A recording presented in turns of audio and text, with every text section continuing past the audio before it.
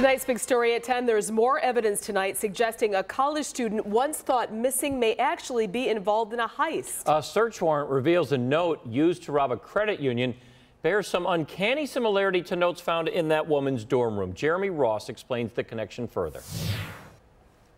In law enforcement, D-O-R-O-W. the letters forming a written word W's. can be just as critical as ones spoken to investigators. We know a fingerprint is unique to us. But that one-of-a-kind quality is present in everyone's handwriting, explains Brian Doro, Dean of Criminal Justice at Waukesha County Technical College. I don't write O and the W.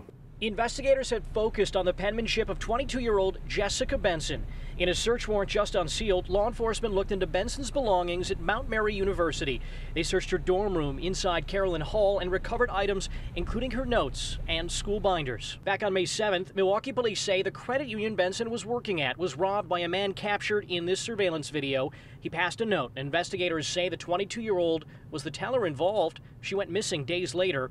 Police said some of the terminology in that note included words used by credit union employees, adding there were similarities in writing between the piece of evidence and what they found in Benson's dorm. You're just looking for patterns. Doro is not involved in this investigation. Things to look at. But he says forensic experts would be looking into how the words are structured. Do they follow a certain line?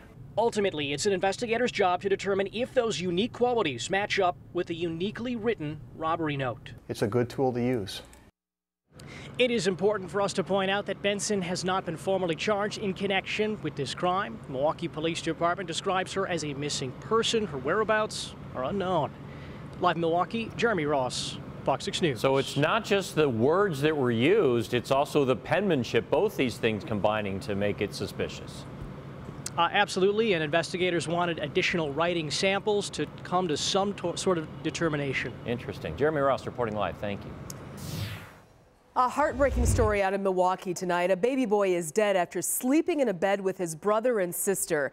His family is devastated, especially the boy's siblings. Fox 6's Jenna Sachs has the story. It can happen to anybody. A fragile young life comes to an end in a home on North 34th Street in